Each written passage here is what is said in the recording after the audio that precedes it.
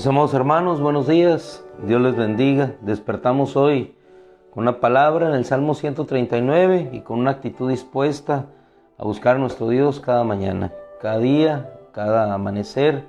Así como el sol se levanta, así nos levantamos nosotros. Sean tus amados, dice la Escritura, como el sol en toda su fuerza. Como el sol en toda su fuerza. Salmo 139, vamos a ir a ver allí a nuestro hermano David, que más que un salmo parece una oración en gratitud. Hoy vamos a titular nuestra reflexión, el encuentro de la palabra actitud. ¿Qué actitud tenemos? ¿Qué actitud? Cuando tú y yo descansamos y sabemos que vamos transitando en ese propósito de Dios, que lo que Él ha dicho se cumplirá, permanecerá, no podemos sencillamente sino descansar en que todo lo que Él ha dicho se cumplirá. Y entonces si encontramos un obstáculo, alguna adversidad, seguimos caminando en ese mismo sentido. ¿Por qué?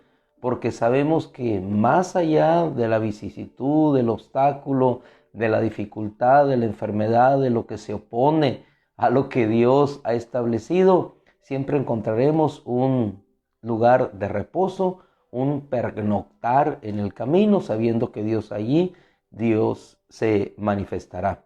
Esa actitud tuvo Mardoqueo cuando no encontró la bienvenida respuesta de parte de su sobrina.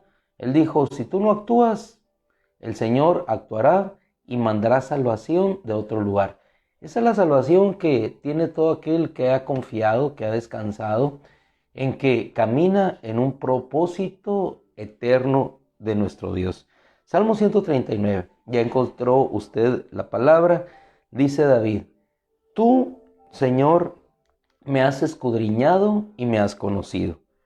Tú conoces mi sentar y mi levantar, mi sentarme y mi levantarme.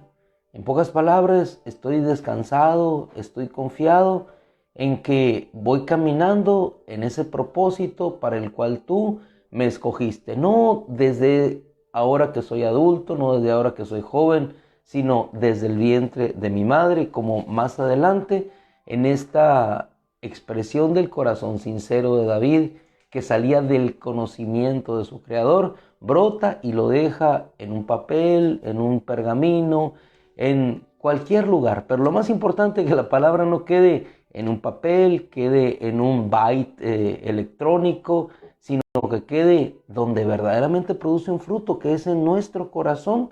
Entonces, que esta palabra, que así como salió inspirada por el Espíritu, por boca de David, y quedó escrita hoy, venga y se incruste en nuestro corazón. Tú conoces, Señor, mi sentar y mi levantar.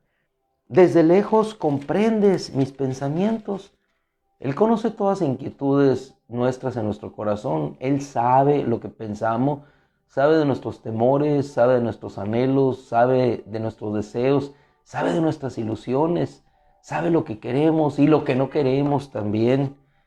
Versículo 3, tú escudriñas mi senda y mi descanso. Aún antes de que haya palabra en mi boca, he aquí, Señor, tú la sabes toda. Por detrás y por delante me has cercado y tu mano pusiste sobre mí. ¡Qué descanso! Por eso le digo, más que un salmo, parece una oración de gratitud, el descanso de un corazón que reposa en Dios, sabiendo que en ese propósito Él camina. Si subo a los cielos, ahí estás tú. Si tomo las alas del alba, si habito en lo más remoto del mar, ahí aún me guiará tu mano y tu diestra me asirá. Ni aun las tinieblas son oscuras para ti, Señor, y la noche brilla como el día. ¿Por qué? Versículo 13. Porque tú formaste mis entrañas. Tú formaste mis entrañas. Y si Él nos formó, como dice David, me hiciste en el seno de mi madre. ¿Usted cree que habiéndonos Él formado, habiéndonos conocido, no lo hizo con un propósito? Si Él todo lo establece con un propósito predeterminado, Él planea y lo que planea se cumple, existe por su mano bondadosa. Te alabaré, dice David, porque asombrosa y maravillosamente he sido hecho. No había ultrasonidos, no había algún instrumento que pudiera verse gráficamente en aquella época como lo vemos hoy. Sin embargo, más que un instrumento mecánico o electrónico, ellos tenían las visiones de Dios y podían saber lo que hoy nosotros sabemos por la ciencia. Ellos lo sabían por el Espíritu, por revelación de Dios. Te alabaré porque asombrosa y maravillosamente he sido hecho. Señor, maravillosas son tus obras. Mi alma lo sabe muy bien. Verso 16. Tus ojos vieron mi embrión y en tu libro se escribieron todos los días que me fueron dados, aun cuando no existía ni uno de ellos. Con esta declaración, ¿qué podemos sino solo pensar que Dios se ocupa de nuestra vida? ¿Qué descanso, qué confianza, qué actitud tener cuando nosotros sabemos que caminamos en un propósito de nuestro Señor dado a nosotros desde la eternidad? Hermano, no solamente es saber, hermana, no solamente es conocer que caminamos en ese propósito, sino lo que debe de producir como fruto en nuestra vida. Y ese fruto es la actitud, una actitud de confianza, una actitud de serenidad, que pese a lo que pese o pase lo que pase, nuestro Dios está en control de todas las cosas. Finalizamos para ir avanzando a otro encuentro con otro punto de la Escritura. En el versículo 23 del Salmo 139, finaliza David diciendo: escudriñame, oh Dios, y conoce mi corazón, pruébame y conoce mis inquietudes, y ve si hay en mí camino malo, y guíame por el camino eterno. Guíame por el camino de eternidad. Y le invito ahora a que vayamos al Génesis capítulo 28, que es la cita o los capítulos en lectura que tenemos hoy en este día. Y vamos a partir ahí del versículo 10. Escudriñame y conoce mis pensamientos. Hablamos ahora de la vida de Jacob. Jacob, cuyo corazón estaba volcado por alcanzar la bendición de Dios. Un corazón que privilegiaba lo de Dios antes que lo del mundo, no como su hermano Esaú, que prefirió dejar su primogenitura por un potaje, por un plato de lentejas. Jacob amaba al Señor, buscaba a Dios. Dice, después de haber salido de su casa con la consigna de que su hermano buscaba su vida a consecuencia de que le robó no solamente la primogenitura, como Esaú decía, sino también la bendición de su padre. En el versículo 10 dice que él partió de Beerseba para dirigirse hacia Harán. Cuando nosotros partimos, por la circunstancia que sea, de un lugar a otro, porque ya no podemos estar en ese lugar, repito, da la circunstancia que sea, aún en ese derivar de nuestro caminar, como lo tenía Jacob, estamos cumpliendo un propósito de Dios. Cuando sabemos y estamos claros que caminamos en su voluntad. Habiendo llegado a cierto lugar, pasó allí la noche, porque el sol se le había ocultado. Llegó y él pensó como todos: hasta aquí llegué. No tengo a dónde ir, el sol se ha ocultado, lo único que resta es descansar en este lugar, y efectivamente es lo que él hizo. Y en ocasiones, hermano, pensamos que llegamos a un lugar y que Dios está lejos de ese lugar. Pensamos que todo acabó, al menos por ese día, y nos dedicamos a descansar o a hacer lo que en ese momento tenemos que hacer porque no hay nada más que realizar. No podemos seguir avanzando en la noche, existen los peligros, vamos solos. Muchas veces así nos sentimos, que vamos solos por el camino, pero aún en la soledad del camino, tengamos siempre presente, así como sucedió con Jacob y produjo una actitud diferente en su vida, que Dios siempre estará con nosotros, aún en la soledad de los desiertos, aún que hayamos dejado padre y madre. Dice la Escritura que aún así el Señor nos recogerá, estará cerca de nosotros, en las palmas de su mano nos ha grabado. ¿Para qué? Para que sepamos siempre que Él está cerca de nosotros y nosotros estamos cerca de Él. Pensó Jacob que había llegado a un lugar sin propósito ni esperanza, y vemos lo que encontró aquí. Dice que tomando una piedra del lugar, la puso de cabecera y se durmió en aquel lugar. Versículo 12 del capítulo 28 dice, entonces él vio en un sueño, no solamente era vencido por el cansancio, sino que en su sueño, he aquí, vio una escalera apoyada en la tierra y su otro extremo alcanzaba el cielo, y aquí que ángeles de Dios subían y descendían por ella. No era un sueño solamente, era una visión. En ese descanso, en ese llegar a ese punto de su trayecto, ve este sueño, y en el versículo 13 no solamente lo ve, sino que el Señor se le manifiesta y el Señor le habla. Versículo 13 dice, he aquí que Yahweh estaba sobre ella y le dijo, yo soy Yahweh, el Dios de tu padre Abraham y el Dios de Isaac. La tierra en la cual estás acostado entregaré a ti y a tu descendencia. Cuando pensamos que todo ha terminado, que todo ha cesado, que el día finalizó, de pronto nos encontramos que ahí, en ese lugar donde menos esperábamos, ahí Dios se está manifestando. Y en ese lugar hay una puerta que conecta desde la tierra hasta el cielo, en la cual suben y bajan los ángeles de Dios para asistir a los que son suyos. Jacob se sorprende, no solamente por lo que sueña, sino por el encuentro que tiene con Dios. En la soledad de ese desierto, en la desesperanza quizás de lo que acontecía en su vida, ahí Dios se manifiesta. Le dice el Señor y le habla en el versículo 14, parte intermedia, en ti y en tus simientes serán bendecidas todas las naciones de la tierra. Y el versículo 15 es altamente y gratamente reconfortante. He aquí, yo estoy contigo, yo estoy contigo. En la soledad del desierto, en la oscuridad de la noche, yo estoy contigo. Te guardaré por donde quiera que vayas. Te guardaré por donde quiera que vayas. Esto nos hace ver cómo Dios, en ese propósito para Jacob, le hace no solamente conocerle, sino le hace saber qué plan tiene para su vida. Muchas veces, hermano, cuando estamos en esos desiertos, cuando pensamos que todo ha finalizado, todo ha acabado, es cuando la palabra de Dios viene. En ese lugar secreto, en ese lugar de refugio, en lo cual solamente podemos disponer y encomendar nuestras vidas al fiel Creador, es cuando Dios nos habla. Yo estaré contigo por donde quiera que vayas y te haré regresar, le dice, esta tierra. Claro, para que puedas seguir su camino con esa seguridad, pues no te dejaré hasta que haya llevado a cabo todo lo que he dicho. En pocas palabras, hasta que haya llevado a cabo todo mi propósito. Si nosotros lo parafraseamos o lo ubicamos en el contexto de lo que hemos estado tratando.